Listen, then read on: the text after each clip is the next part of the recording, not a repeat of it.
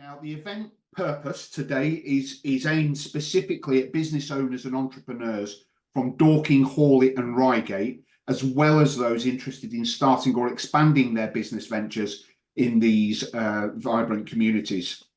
The event will be structured around key findings from the recent business survey conducted by our two parliamentary candidates, and I'll share a link shortly or after the event so that you can download a summary of all those business findings, survey findings. I'll get that over to you shortly. Now, we'll get underway right away. I'm going to introduce our two parliamentary candidates. Marisa Heath first, from Dorking and Horley. So go ahead, Marisa. Hi, hello everyone. Thank you for finding the time to come and join us this afternoon. So I've been the parliamentary candidate for Dorking and Horley since October of last year. And since that time, I've been exploring the constituency and speaking to a number of businesses. Just to give you a bit of a background about me and my history experience with business, I have run my own businesses. I've had my own small property business, very small scale. Wouldn't like to call myself a developer. It's been sort of small projects such as taking one house and redeveloping that. I've also had a candle business supplying TK Maxx, John Lewis and Whole Foods and other companies. And I run my own consultancy business currently, advising a number of clients from Danone to various different clients. I won't list them here. I also started my first ever job working on the high street, as many of us do when we're young, for a high street furniture and interior design shop, where I sort of cut my teeth early, understanding how difficult it was running a shop of that nature, balancing all the needs, all the taxes, all the expenses, the employment and that kind of thing. So I like to think I've got reasonable experience with business, but of course, the point of wanting to come and listen to you is because you've probably got more experience. You're running your own businesses, you're involved in advising businesses, etc. So I'm delighted to be here. I hope to do more of these sessions and further my knowledge of business across the constituency. Thank you, Paul. Great, thanks, Marisa. And Rebecca, Paul, if you'd like to introduce yourself, go ahead. Thank you, Paul. So like Marisa says, we are so delighted to have so many of you here today. Thank you so much. It's really important for us to listen and hear from local businesses and those who are interested in supporting our local economy. So my name is Rebecca Paul. I'm the Conservative Parliamentary candidate for Reigate, and I was selected back in July last year, so about 9 months now I've been in role. In terms of my business background, so I'm actually a chartered accountant and a chartered tax advisor, and I worked in the private sector for around 20 years. I've worked at the full spectrum of businesses, to be honest with you. So I've worked for very, very large multinationals like PepsiCo and Diageo. I was actually head of UK tax at Diageo PLC for 3 years. And then the extreme of that, I also ran my own very small micro business, a loose leaf tea business, and it was run from the kitchen table effectively. So I've seen the challenges, and the challenges are very different for large businesses and small businesses. Really looking forward to engaging with you on today's call, and please don't hesitate to share any of your thoughts with us. Thanks, Paul. Great, thank you very much, the pair of you. Now, just so everybody is aware, I've created some questions based on the findings of the survey, which I will read out. I've got 6 of those, and some others that have questions that I've received in advance. And I'm going to allow also members of the Zoom call to invite you to ask questions too, or even give feedback. You know, it's as much about listening as it is about asking questions. So if you've got ideas, feedback that you'd like to present to our parliamentary candidates, then please do. We've got an hour, so I would ask that if you do participate in that way, that you try to keep it brief so that we can give everybody an opportunity. So we're going to get straight into it. I'm going to start with the first question for our parliamentary candidates, and that's around addressing financial pressures. So the first one is, given that significant portion of Surrey businesses are challenged by high taxes and energy bills, what specific legislative measures can you propose or support to alleviate these financial burdens? And I'll go to Marisa first, please. Well, I mean, first of all, I've put out there quite clearly that I think there needs to be a review of the whole use of business rates. But I mean, I would say Rebecca's probably best placed to go into detail on this, because I think the whole tax burden needs to be looked at broadly across the whole spectrum of VAT and business rates, etc.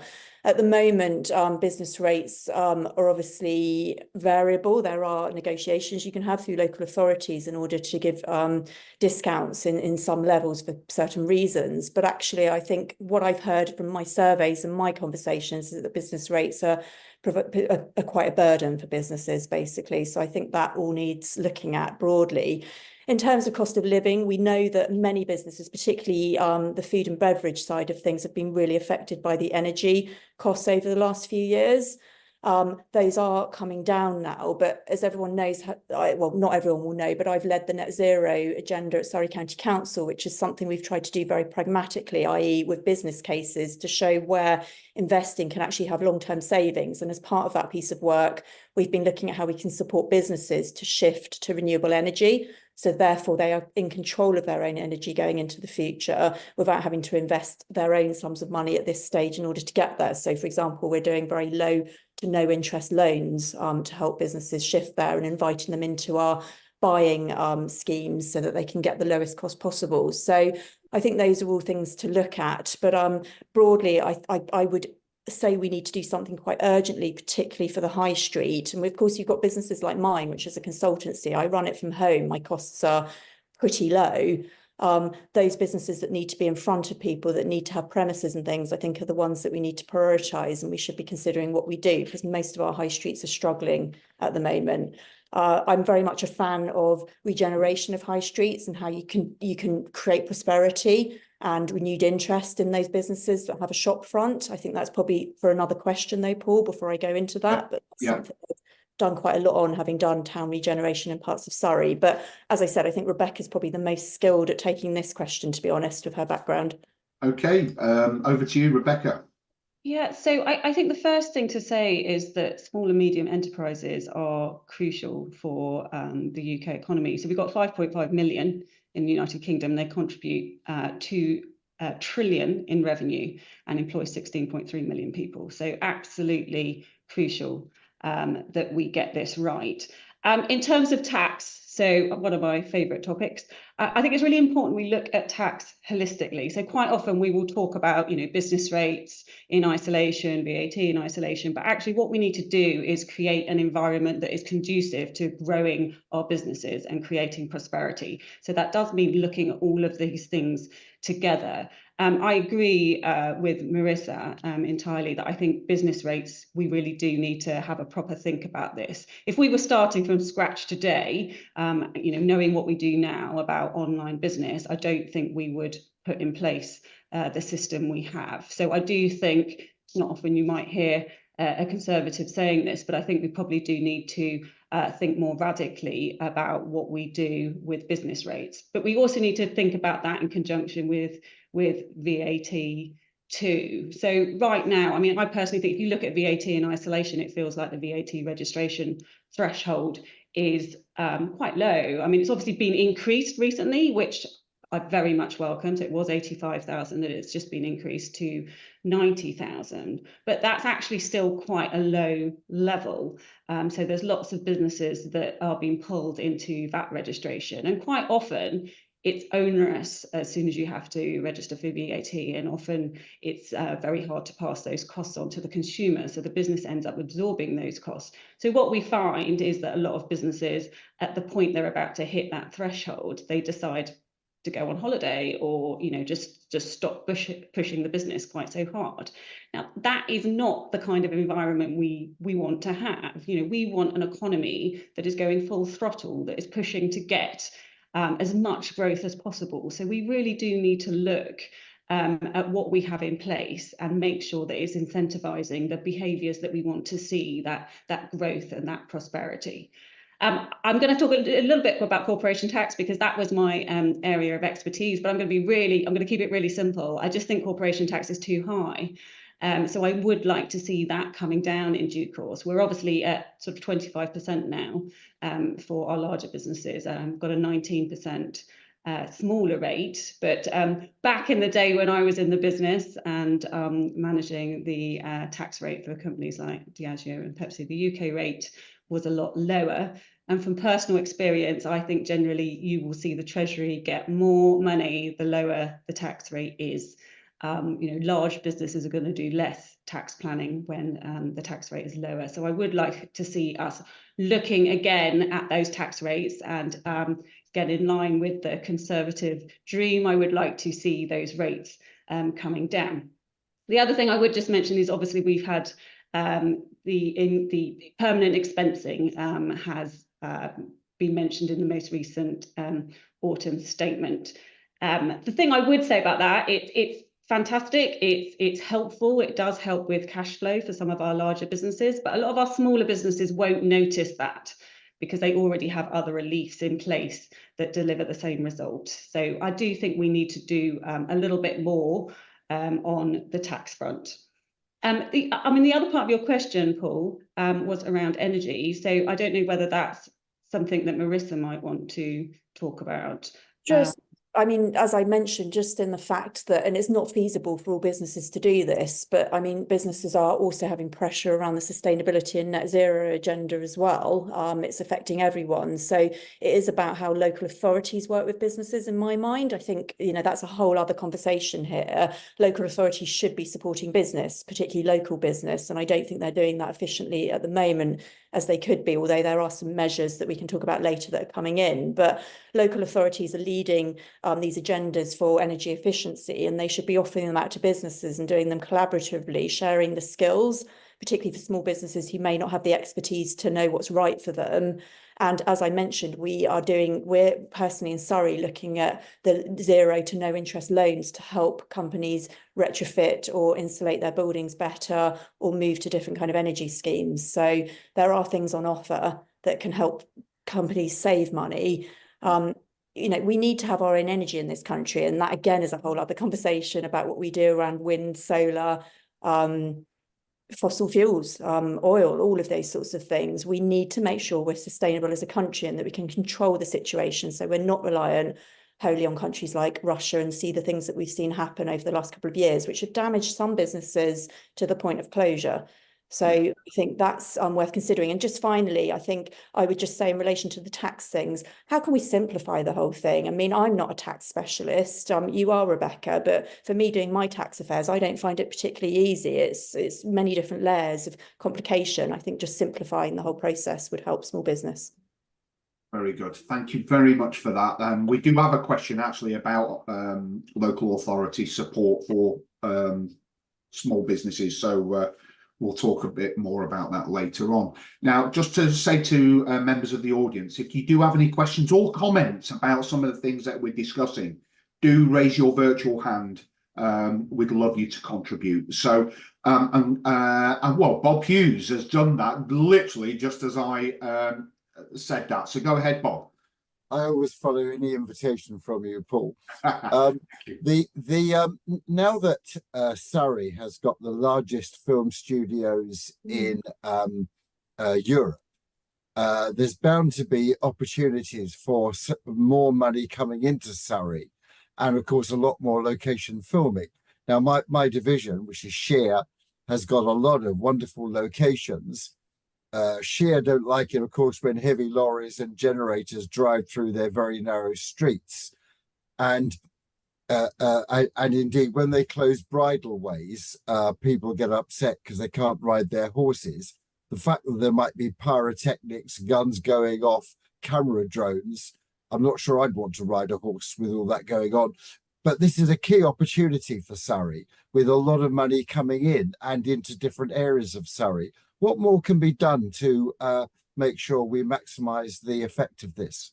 Yeah, thanks. Very good question, Bob. I live in Deepcut, which is almost a permanent film set for Netflix and so on. So you make a really good point. Let's go to Marisa first. So this really interests me, this question, actually. The international saying is that Surrey is the new Hollywood. They are saying we've had so many film studios, where I formerly was in Runnymede, Longcross, for example, yet another one, Netflix, I think. I mean, they are cropping up all over the place, and that is a good thing that government have done to incentivise that. We should celebrate it, basically. And let's not also forget what comes with that is people coming to stay to work on these films, eating out in pubs, going to local shops, all the other jobs around films. I mean, it's mind-boggling how many people they need to make a film. You watch the credits, you're like, my good God. So we should be just taking absolute advantage of all of this, promoting Surrey. I think we should all collectively be getting on this message that Surrey's the place to come, and working with the Surrey tourists. There's a special group, isn't there, that's name's escaping me at the moment, but we do have a Surrey tourism group, and we should be working with them to set out to all of those people coming and visiting where they should be going to eat, what businesses they should be using, how to connect them with the best catering companies and all of that kind of thing, and making sure it's our companies that are doing that catering. Let's not let them come in from London and Sussex and things, let them come from Surrey. So all part of the sustainability story as well. So I think we could really collaboratively be coming together around that Surrey as the new Hollywood and creating a really strong narrative and helping businesses. You know, if someone wants to start a cake business or something, let's find a way of giving them a grant to set them up and then clicking them into that opportunity and promoting them and working with them. So, I mean, you know, we could talk about that at length. I think there's huge opportunities in it. And let's keep tax breaks and the incentives to keep people making films and television here. Brilliant. Thanks, Marisa. And Rebecca, did you want to comment on that? I'm just going to say, I think Marissa's hit the nail on the head, and obviously the tax reliefs and tax breaks are a big part of why we are seeing that. I think just the other thing to mention as well is we just need to think about our whole attitude to the opportunities that are available. We need to sort of take a more can-do rather than a can't-do approach and welcome these business opportunities to Surrey. I mean, I know it's always quite a careful balance. People are always going to be worried about, you know, impact on, you know, landscapes, different, you know, towns, villages, all of those kind of things. But I think we just need to always make sure that we really are approaching it in a positive way, because we get so much value and benefit from business in Surrey and these kind of activities here. And can I just say, Paul, just taking this to a wider issue about businesses, you know, I work a lot in the food sector, and there's a lot of conversations about innovation and technology around food and how you create the sort of food of the future, which does involve quite a lot of science. We should be looking out for the little things that trip us up. So sometimes a piece of regulation comes in or something's done somewhere else that curtails the growth in an industry. And I expect that's the same in AI. All of those sort of sectors. We need to have our eye on the ball and be looking for all of those things so that we don't trip ourselves up as a country. You know, we should be the absolute country for all of these sorts of services and things. This is the stuff we do well. We mustn't trip ourselves up. Quite right. Thank you very much for that. So we're going to go on to the next question. And just to remind people, these questions have been structured around the key findings of the business survey that Marisa and Rebecca conducted. And the next question is on enhancing customer spending power. So the question is, how do you plan to address the cost of living to boost consumer spending, which in turn can help local businesses attract and win more customers? We'll go to Marisa first. Thank you. Okay, so basically we're already doing that by bringing inflation down and trying to give people more money in their pocket to go out and spend. We have to encourage them to actually go on the high street and do that as well as just online. We're not just here to make Bezos even richer by going on Amazon, and that's sometimes the risk. And that links to things like, I don't think it's even just about the money, it's about how easy you make it for people to shop. And Rebecca and I have had these conversations endlessly about parking, for example. You know, I don't go to my high street all the time because parking is such a nightmare, and you've got to find this bit of money and all of that kind of thing. And then you're worried about penalties and things. So I think it's an issue bigger than just money. It's about making it simple for people. But obviously, as people start to get more money, hopefully we're going to see interest rates come down. As I've said, we've seen inflation come down and wages have gone up. Then we hopefully will start seeing people getting more relaxed again. It's also about the narrative we're pushing out there. If the media is constantly playing this narrative of doom and gloom, then people are going to hold on to their money and feel less confident in spending it rather than going out and circulating it. What I would also say is don't underestimate the power of other types of money coming in, sort of supporting our businesses as well. So the whole thing around non-doms, and I won't go into detail about that, but people coming into this country to spend their money in our restaurants and pubs and bars and, you know, that kind of thing is something I think we should actually be welcoming. If they've got the money and can self-support themselves, come and contribute towards our economy. Tourism is another point. How do we live in, well, Surrey Hills to me is the most beautiful place in the country. Sorry, Rebecca. But you know, it's phenomenal. And I know again we'll have the problem that Bob referred to about people wanting to be a bit defensive of their territory and things, but this is a tremendous tourist opportunity as well to bring people in with their money and get them spending it. I'm quite a fan of getting rid of shop with VAT, by the way. Other countries have done it. Why aren't we scrapping that? And we got a thumbs up in the audience from Ashley then. So I think you've got a lot of people who would agree with you on that. So let's now go to Rebecca on your comments to that, please. So in terms of more money in our pockets, I think some of this can be quite circular. So I do think the stronger our economy, the more money people do have. So it is a little bit chicken and egg. So again, it just shows the importance of supporting our businesses so that they're creating opportunities, you know, employment opportunities for people, which is all a good thing and feeds back into the system. The thing we can't ignore in terms of cost of living is housing costs. So I think that is a big hindrance for people. We're seeing right now, obviously, mortgage rates are quite high, and obviously Marissa's talked a little bit about inflation as well and whatnot.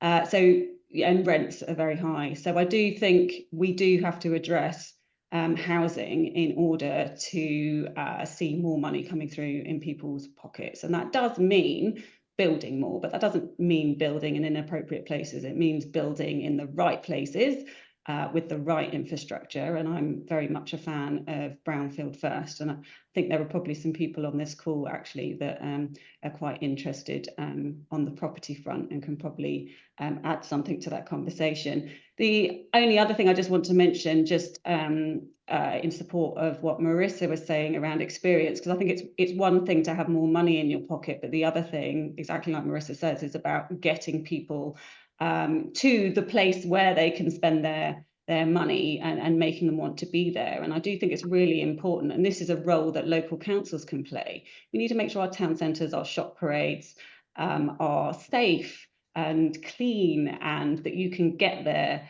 they're well connected. And parking is something that when I was going, I went door to door to quite a few businesses when I was getting the survey out, and parking came up many times of those businesses that operate from shop parades. You know, if there is nowhere for the customer to park, the customer's not going to come in. So I think we do need to get those basic things right as well as addressing the issue of more money in people's pocket. Lovely, thanks for that. And actually, on that very point, I've had a direct message in the Zoom chat here from Michael. He basically says, I agree with Marissa when she complains about the difficulties when parking off a high street. However, why has the government not dictated to parking companies and local authorities that they must accept cash or simple credit card payments? So yeah, perhaps if you could say something on that. Let's have Rebecca's first say on that first, please, and then we'll go to Marissa. So go ahead, Rebecca. So I agree, Michael. It's incredibly frustrating, and I see this as a county councillor. I have this complaint quite a few times come up where people literally feel that parking isn't accessible to them because they're struggling to use the machines to make electronic payment. And I think this feeds into that broader point, doesn't it, about moving towards a cashless society. I for one am against moving towards an entirely cashless society. I do understand there are some benefits, obviously, to using electronic payment, but I don't think it's for everyone. Not everyone is able to use that, and I don't want to see anyone excluded. And the other piece of it is budgeting, which actually feeds into what we were talking about on cost of living. So some people, they know they've got £40 they can spend that week. They take £40 and they put it in their purse, and then they spend it. They can physically see the money going down as they spend it. When you do electronic payments, it all becomes a bit intangible. it's much easier to get yourself into debt. So I, for one, want to see cash remain. And I think you raise a very good point, Michael. We should absolutely make sure, and it's something we can do, you know, at council level. I think we should be able to, when we're looking at putting contracts in place, we as councillors can make sure that the policy sets out that we expect cash to be taken. Yeah, fair. And let's go to Marisa. Yeah, only to say I'm a tremendous supporter of cash as well. I think, you know, with the sort of big brother stuff as well, I think cash is a freedom that we should be able to use. So we need to still keep that in play. We could even start going off in a direction about banks on high streets as well in a moment, but I won't. I'll come back to the point. So some councils to an extent have used parking to help them build revenue because they have struggled financially. And that is wrong. Providing parking does have some cost. It's not for free. They have to be maintained, those car parks, often CCTV, lighting, all of that kind of thing. So there probably does need to be a charge for use of them. But I do think it needs sort of checking that councils aren't using it just to have a revenue gain, basically. And whether that's government intervention, perhaps if councils aren't doing that. I think the access point is a key one. Now, councils will say to you that they put a phone number up, usually in the council somewhere, that you can phone if you're struggling to pay, but often no one answers that phone call. So you're stuck in a problem then of risking a ticket and all of that sort of thing. So I think the whole thing needs sort of thinking about with, as you say, a way of doing the things that's consistent. So if I drove over from Reigate to Dorking, it's going to be the same, and I'm not struggling having to go onto an app or downloading something or that kind of thing. So yeah, there's something to be done. Maybe it could be done on a county basis. I mean, again, without wanting to go off on another direction, we could look at the whole way that districts and boroughs work and sort of think, should this kind of thing be set by unitary authorities who just have a consistent approach and one contract with a parking company across the whole area? It might be more efficient than just doing things on the kind of ad hoc basis that we do at the moment. But yeah, I would just say I think parking's a massive problem because I know it impacts me. I always think twice before I go somewhere about the parking, and it puts me off. Absolutely. Okay, thanks very much. Now, just to remind participants in the Zoom call, if you would like to ask a question or if you have any comments about anything that we're discussing today, please do raise your virtual hand and I will get to you. Or if you want to type your question in the comments, like Michael did earlier, happy to read that out for you. So we're going to get on to the next question now, and that is support for technology and digital competitiveness. So the survey results said that 40% of survey respondents feel they don't have sufficient technology to compete effectively. What initiatives can be introduced to support small businesses in enhancing their digital capabilities? I'm going to go to Rebecca on this first. Thank you. So I think this is a really important question because it links in with productivity, and what we're seeing generally in the United Kingdom is productivity is not as good as it could be. So compared to sort of the three previous decades, our productivity is not growing at the level we would like. And I'd like to think that technology can be part of the solution to that. I think it's really interesting because, again, having worked with large companies and small companies, it is really challenging as a smaller enterprise to, even fund or be able to use various bits of technology, whereas a large company obviously has got a lot more resources and capability internally in order to allow it to really take advantage of that. I think, again, this is something where the council can play a role. So obviously we, can provide support in terms of helping smaller businesses know what's out there and get access to it. I think financing is also part of it as well, because obviously there are costs that come with securing the technology that's needed. So, and this is where startup loans and growth loans and whatnot can all be really important. Right, thank you very much. And Marisa. Yeah, well, I mean, this is one of the things that impacted me when I was running my business. I just didn't have the greatest tech on my website. And I think a lot of people came on to buy things and then probably left things in their basket and left. I was using PayPal, for example, as my payment method. It just wasn't very slick. It was clunky. and I could have really done with help. I think there's something here to be said for government looking at sort of buy-in schemes. So where there is big tech or something new that's really helpful, kind of working with small businesses so that they can get licensed through government to access it or something, or there's some sort of incentive. Now, Rishi Sunak a couple of weeks ago did this announcement, didn't he, about small businesses, and he said he was setting up this small business council, which will be a supportive mechanism and one-stop shop. And I think an element of that should be focused on telling people about tech as well, because they might not actually know what's out there or understand what's out there. They might be the best artist or cake maker or candle maker in the world.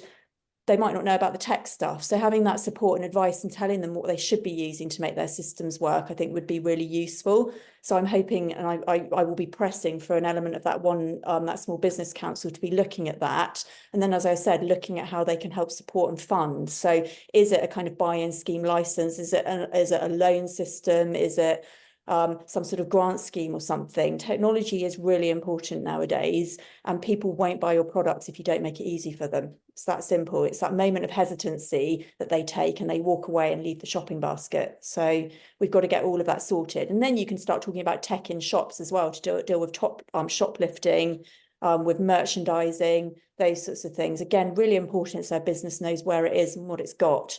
So yeah, I'm an advocate. I'm usually, I am small government, but I think there is a role here for government to come in and support small businesses in this. Fantastic. Thanks very much. Just to remind participants, if you would like to ask a question or have any comments, ideas about any of the things that we're discussing today, please raise your virtual hand or stick a comment in the chat there and I'll be happy to read that out for you. So we're going to go on to the next area that was, or the findings from the business survey that Marisa and Rebecca conducted, and that is around improving skills and education. So basically, with 40% of businesses reporting that applicants lack essential skills, what strategies can be implemented to improve the skill sets of potential employees, particularly in fundamental areas like maths and writing? Again, I'll go to Rebecca. As the accountant, the maths question, I'm sure will be your cup of tea. So go ahead.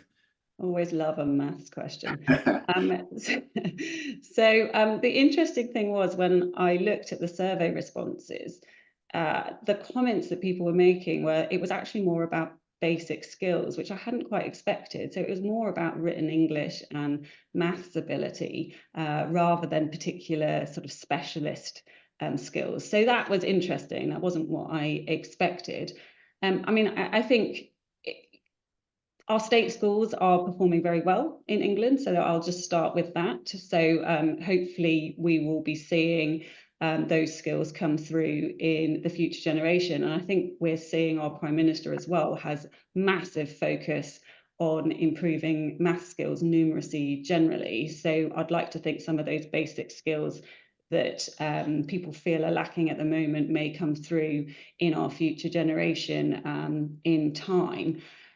The other point I'd make really is around adult education. So we have just recently, Surrey County Council has secured a devolution deal.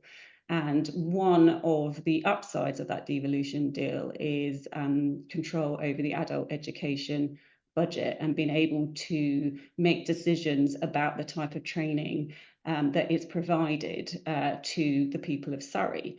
So right now, well, before the devolution deal, that was all sat nationally, which means you sort of get something that's not necessarily tailored to our local economy and our businesses.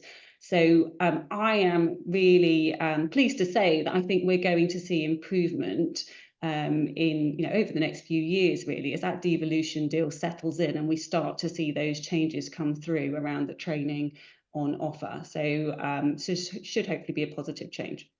Lovely, thank you very much. And I can see Michael's got his hand up. I'm going to go to Marisa first, Michael, and then I'll come to you. So go ahead, Marisa. Yeah, I'll be really quick then. I mean, first of all, basic education. The good news is our education standards have gone up over the last few years in numeracy and maths. So that's great. Let's carry on pushing them up. Basic discipline in schools and getting pupils to leave school, basically, if that underlying education is key. I also think the apprenticeship scheme is absolutely crucial. I welcome the new investment into apprenticeships again. I think that's really important. Not everyone should go to university, and there's nothing wrong with that whatsoever.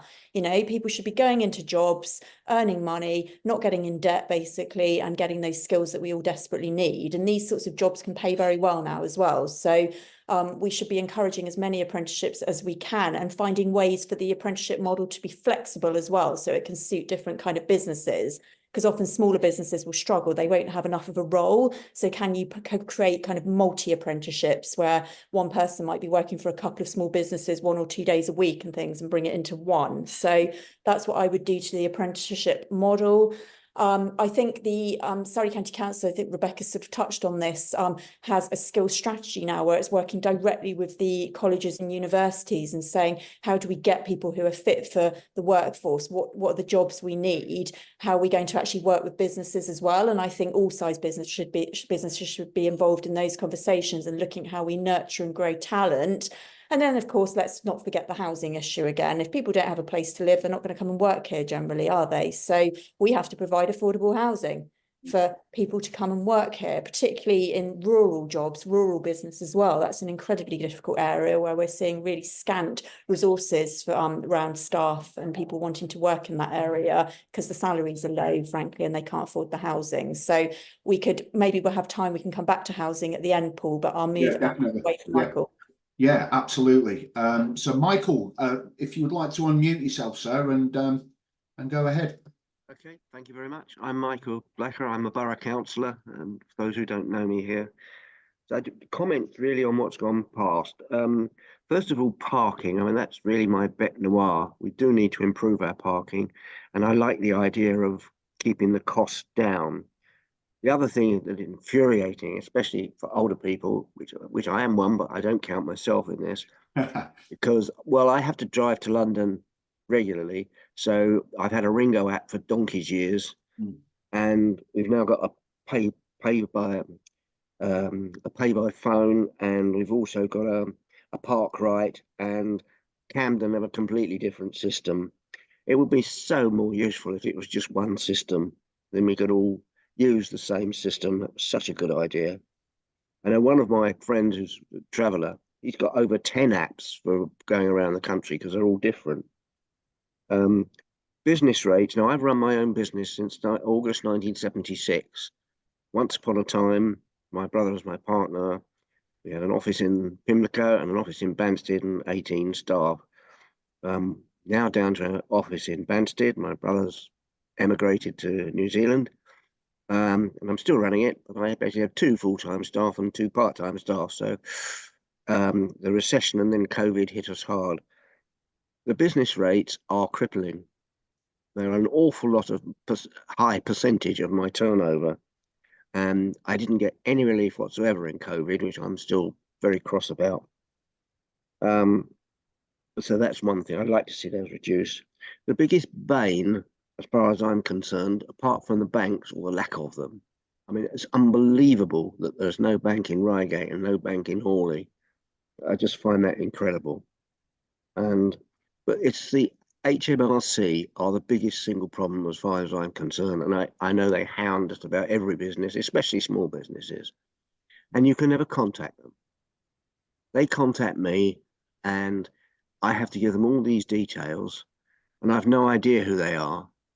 And yet, if I phone them, I can wait. Well, the record is 2 hours and 20 minutes hanging on for someone to answer the phone. That is an absolute disgrace. If we can't talk to these people, how the hell can we sort out the problems that all businesses have, especially small businesses? So when you two are in Parliament, and I should be working for you, you can rest assured, can we do something about contacting all services? It is absolutely ridiculous. The length of time you have to hang on for. Right, thank you. I'll shut up now. Thanks, Michael. That was very, very insightful. I'm going to ask both of our parliamentary candidates to respond, and I'll start with Marisa. Thank you.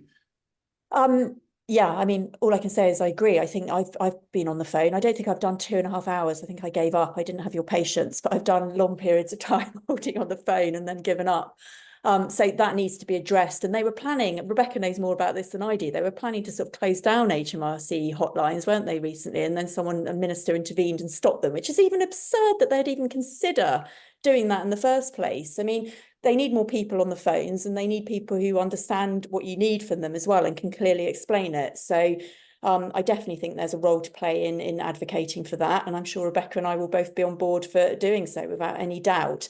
I'm not sure we can get the same app for parking across the country, because obviously, as I said, you know, London will have its own thing going on under the Mayor of London, as opposed to Surrey, as opposed to Hampshire. But it certainly would make sense to look at the regulations around parking and see if there's some sort of element of best practice, statutory best practice or something that could be implemented to improve the situation. So again, I've worked directly on doing sort of statutory best practice. I'm happy to go and do some digging around that, Michael. I'll let Rebecca take the other points. Thank you. So there was a lot in that question. I'm going to have my own little mini rant on the HMRC helpline, just because I feel just as strongly as you, Michael, and as Marisa. So I you know, working in tax, I have spent many hours on the phone to HMRC, and when you're phoning HMRC, it's normally not about something simple and straightforward. When you get to the point where you need help, and you know, I was a tax advisor, so I was normally phoning about something quite technical or where I really did need some proper help. It's so vital to speak to someone at that point. So I think their suggestions to close over the summer was frankly crazy, and I'm glad they've rethought that. But I totally agree that even right now it's not good enough. It needs to be improved. I'm personally a big fan of speaking to actual people. Maybe I'm a bit old-fashioned. I don't like it when you go through all these automated menus and messages. I think it actually wastes a lot of time in the long run. In terms of your point on banks, yes, immensely frustrating that we're losing our banks. Now, I take probably a slightly different viewpoint on this to a lot of people, because a lot of people sort of get upset with the banks, whereas I say, well, they are reacting, you know, they are businesses, so they are reacting to a decline in profitability. It's not making sense for them to be on the high street anymore. So actually, that's for us as politicians to change that. So actually, I think, you know, it's right that you focus on your politicians and say you need to look at things like business rates, tax reform, in order that these services do make sense. They do make business sense to be on high streets. So I think we do need to look at that a little bit differently, rather than constantly just lobbying banks and making them feel, you know, trying to make them feel guilty for closing. They're closing for a reason. So let's try and understand that and address that.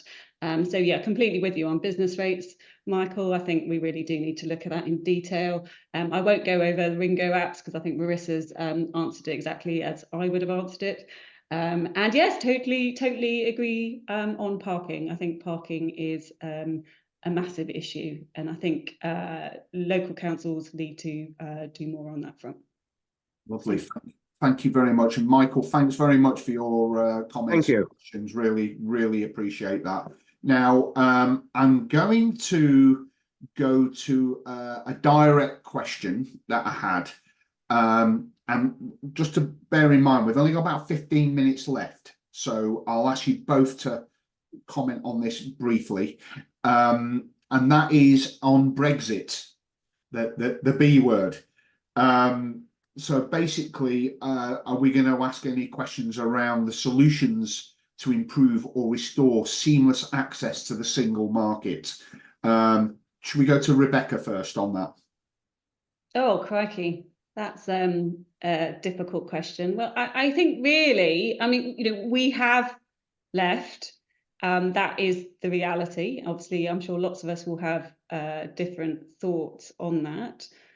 We need to focus on getting the best trade deal that we possibly can, that covers products and services, to get as close to seamless trade. So I'm a big fan of seamless trade, and actually it was really interesting. So when I ran my tea business, I sold my product on platforms like notonthehighstreet.com and yumbles.com. So I was on lots of forums with other small businesses. And it was at the time when Brexit happened, and so many of those small businesses, they just stopped selling their products to Europe. It just became too difficult for them to do it. So there is a lot of work needed on that front. But I think, you know, being completely honest with you, I probably will need to get into the detail around where we're at the moment in terms of resolving those issues in order to identify what more we need to do. What I can say to you is that I'm a politician of detail. I'm an accountant at the end of the day.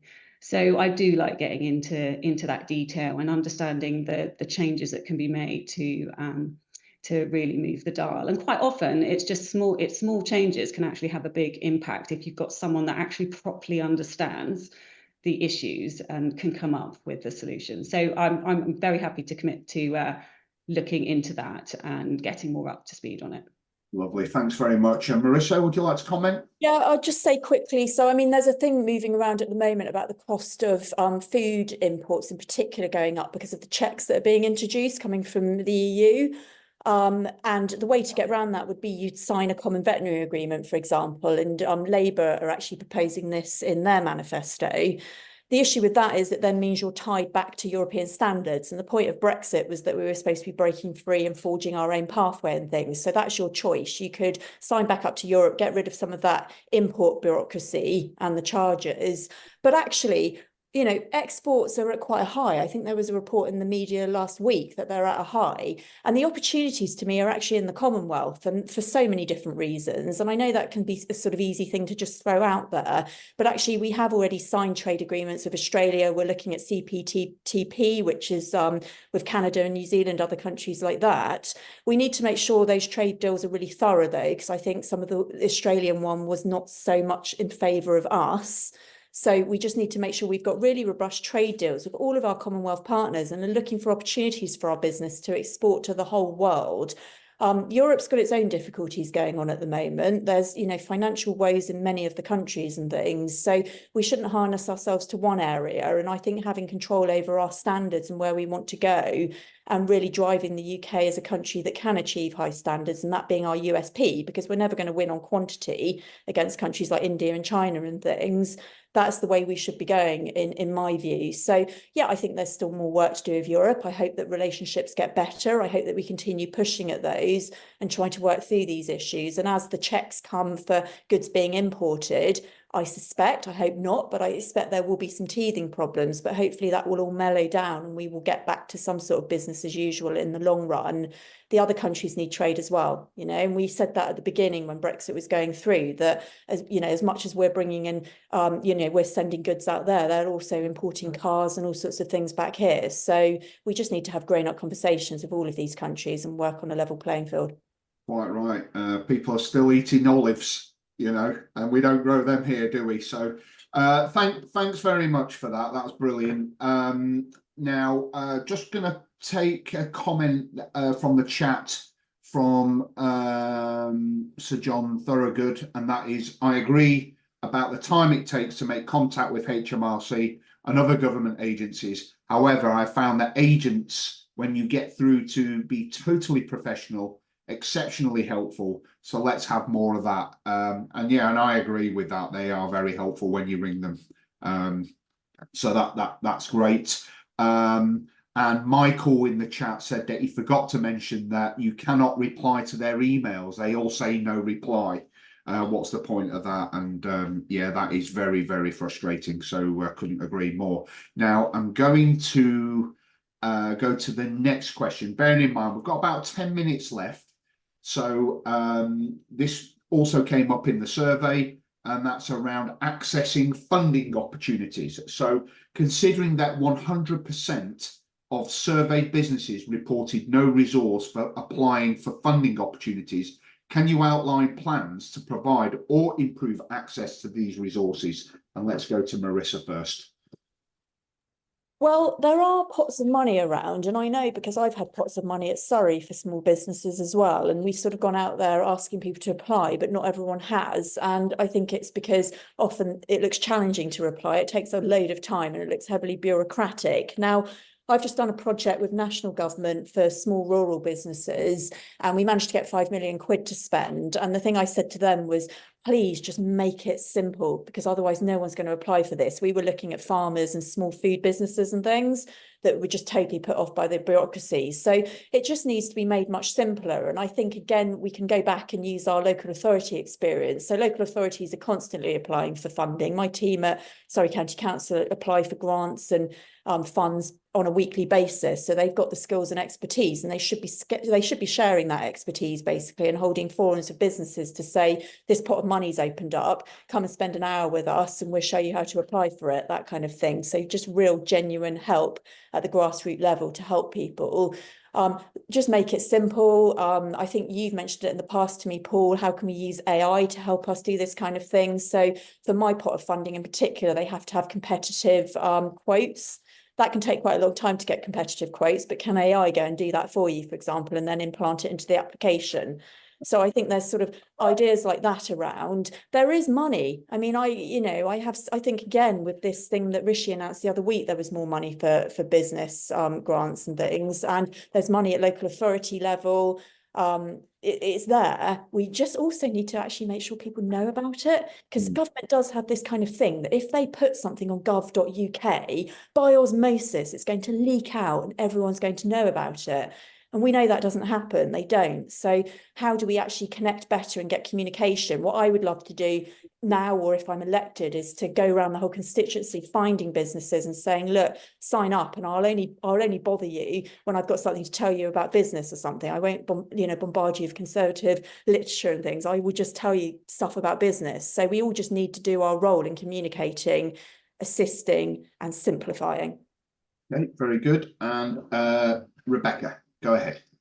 Oh, well, I think Marissa's hit the nail on the head. I think there is plenty of financing out there. It's just people don't know about it. I mean, we've got the startup loans. We've also got the renamed it's growth guarantee scheme now for established businesses, and there are lots and lots of grants.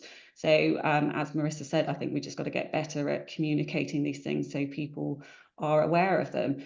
And I also think we just need to maybe identify the people that do have that knowledge, so that we can point businesses to them. Because I find, even as a local councillor, one of my roles often is community groups come to me and say they've got a project, what potential sources of funding are there? And I'm able to reel off a list just because I'm a councillor, so I know what's on offer from the borough council, and I know what's on offer from the county council. But we need that equivalent, don't we, really? There will be people out there that are well aware of funding for businesses, and just being able to make sure that information is better shared, I think, would make the world a difference. And I completely agree with Marisa in terms of making everything simpler, and just making sure we've got a bit of a risk-based approach with it. When we're lending £5,000, the approach should be probably a bit different to when you're lending £2 million. Right, and I'm just going to use this as an opportunity actually to promote both Rebecca's and Marissa's email lists, because I subscribe to both of them, and they both send out really good email newsletters that are not just about Conservative stuff. It's about really useful stuff, like Marisa said, for businesses and so on. So starting with you, Rebecca, can you give us your web address where people can sign up to your email newsletter? So it's www.rebeccapaul.uk. Lovely. And Marisa? Similar to Rebecca's, only different name, strangely. www.marisa, M-A-R-I-S-A, Heath, which is HEATH.uk. So just our names.uk. It's simple. Great. So make sure you also subscribe to their email newsletters, because they do provide really useful information. And I'm almost certain that the moment these two get into Parliament, that will become even more useful, especially to local businesses. So thanks both for that. I'm going to go to, unless anybody in the audience has got anything they want to ask, put your hand up if you do, you raise your virtual hand. I'm going to go to our last question. And you guys have actually touched upon this quite a lot throughout this discussion, unsurprisingly, because you're both councillors. And that is around local council support and engagement. So perhaps in the last minutes of this chat, you might want to talk about what support local councils can provide for businesses, and possibly improve the relationship between local businesses and the council. So we'll start with Rebecca, please. Thanks, Paul.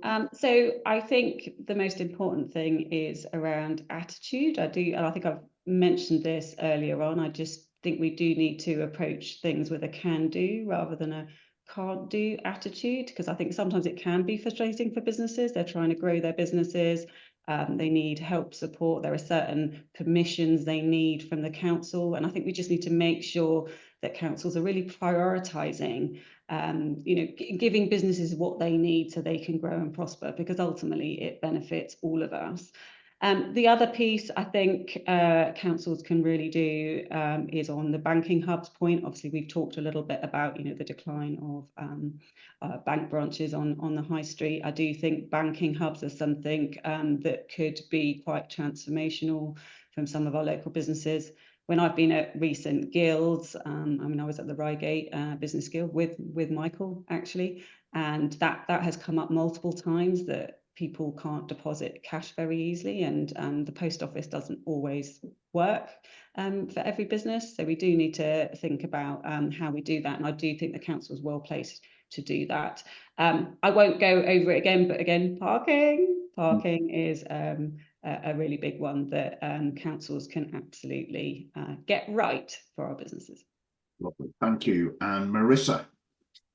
3 things councils can do. 1, get rid of bureaucracy and getting in the way of businesses. Things like a business needs to. So I've got a developer, for example, who's just built some homes in the area, and they need to do some amendments to the highway in order to get people in the homes. And highways are sort of saying, oh, in 3 months we'll allow you to go and do it. And they're just getting in the way with the kind of bureaucracy and things of like, book this slot. And I know there needs to be processes, but we just need to expedite things. The second thing would be shared resources. So, for example, if councils are regenerating a town centre and they own some of the buildings, how can you utilise into your business model using some of those buildings to allow businesses to kind of have pop-ups or shared spaces and things like that? How can you utilise your council offices to allow people to hot desk potentially and run their businesses if they can't do it from home? How do you share the resources around applying for grants and things that we've already mentioned? And the third thing would be planning. Build the homes, get the bureaucracy out of the planning system, get the planning teams actually delivering and working with developers, get the homes built, and then you've got the workers and skills and things like that you need for businesses to run. So those would be my 3 things.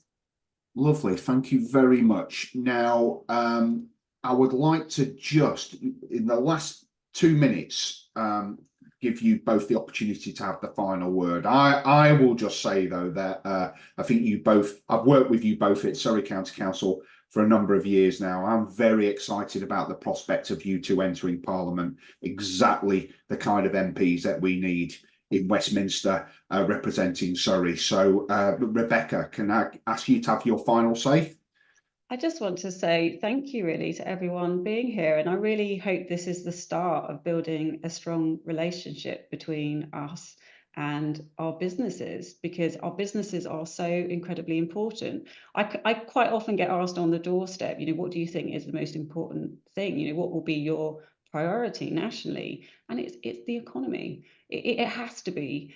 If we've got a strong, prosperous economy, we have got more money to put into public services. It really is as simple as that. So, and a strong economy is made of strong businesses. So, I'm absolutely here to support your businesses. I want to listen to you and understand more. Right now is a great opportunity for us, before the election to really build our expertise in this area and really understand the issues that matter to you. So thank you so much for being here and starting that process. Really appreciate it. Thank you. And just to remind everybody to visit Rebecca's website at rebeccapaul.uk and subscribe to Rebecca's email newsletter so you can follow her campaign and all the exciting stuff that she's doing on behalf of constituents in Reigate. And now, Marisa, your final word. I'm echoing Rebecca, all the things that I want to do as a politician to make this country better, upgrading infrastructure, building new infrastructure, ensuring world-class education, dealing with all the things that we'd want to do as politicians only work if the pie gets bigger and the economy grows and it's strong and robust. So a politician's first criteria should be working with their businesses and making sure businesses are able to do that. We need to remove all the red tape. We need to allow entrepreneurialism and risk taking, obviously with caveats. And we just need to let business fly, basically, in this country. We are a country of brilliance in terms of our brains and people's entrepreneurialism. And I hate to see it curbed, as I think it probably maybe to an extent has done over the last few years. And that's for a number of reasons. COVID, you know, everything that's happened, wars, all of this kind of thing. But we need to let that be freed now. So I'm really excited. My job's going to be a bit harder than Rebecca's, I think, in some ways. My seats is a tricky one.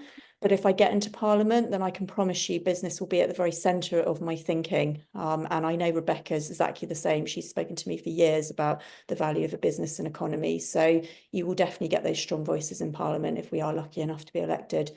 And if not, I'll carry on running my business and being an advocate from the outside and nagging Rebecca. Lovely. Well, ladies, thank you very much. I'll just promote Marissa's website. Marisa Heath. .uk. Please subscribe to Marissa's email newsletter so she can keep you updated about her activities in the constituency of Dorking and Horley. So, ladies, thank you very much. That was really good. And thank you as well to the audience for joining us and your questions and input into this great business forum. And no doubt we will do one of these again very soon. So thank you very much. And Paul, can Marisa and I both just say a big thank you to you as well? My pleasure. My pleasure.